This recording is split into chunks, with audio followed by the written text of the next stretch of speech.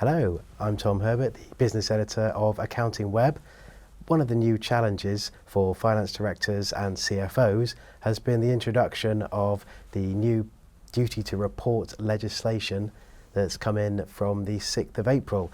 Known in the media as the late payment regulations, they have looked to tackle the chronic problem of late payment for particularly small businesses.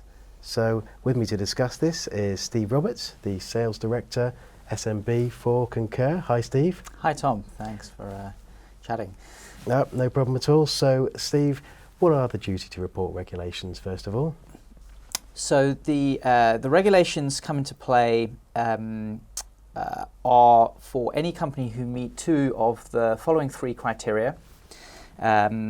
So the criteria are a turnover of £36 million or more, a balance sheet of £18 million or more, and 250 or more employees. So if a business out there meets two out of those three criteria, bar a few small exceptions, they will have a duty to report. And this duty will be on a 6-month reporting period. So, for example, if a company has the start of their financial year on July 1st, that's in all likelihood the first real set of companies who will have a duty to report. Their first reporting window will be July 1st to December 31st, and then they'll have 30 days from that period of time to go online and fill out the required information on the government web service. Good stuff. So this is a government site that's going to record the information that companies submit to them. Yes, and crucially, the results of which are going to be publicly available to people out there. Excellent. And what sort of information is this going to be?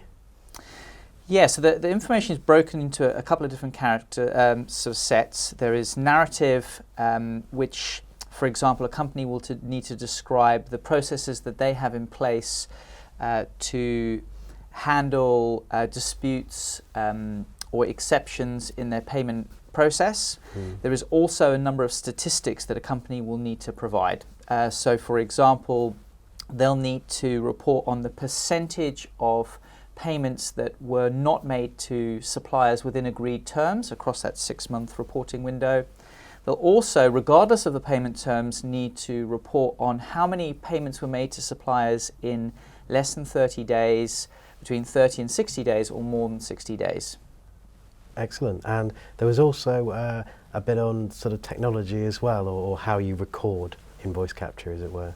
Yes, as a part, I guess, of that narrative for companies to describe what processes they have in place, they will need to answer effectively the question to say what document management or software system do you have in place to help you to be paying suppliers in a timely fashion. Okay, good stuff. So if you're a finance director at a company that is affected by this, what would you recommend? How would you recommend to start planning for this? So I think there's maybe a couple key initial steps. I would of course, recommend that you download the fact sheet, which is available on the concur.co.uk website, which is the government document, and of course you can access that directly from the Department of Business as well, which explains what all the regulations are. There are some really defined metrics that you'll need to report on, so I would strongly recommend having an internal meeting, get an understanding of what those metrics are, and perhaps conducting an internal audit to understand how you are likely to stack up against those metrics for when you do need to report. And sort of identifying those bottlenecks that can prevent invoices being paid on time is crucial. Yes, absolutely. So really getting an understanding of, for example, you'll specifically need to know the date that the supplier invoice arrived with you. And then from there getting an understanding of how long it's typically taking to route that through your business and pay the supplier. Fantastic. Thank you very much for that, Steve. Very informative. Where can you get more information on these regulations?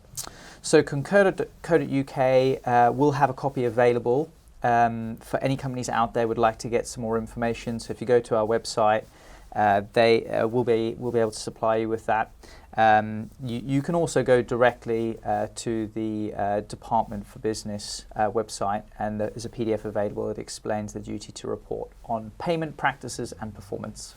Wonderful. Thanks very much for your time, Steve. Thank you. And thank you for watching. Goodbye.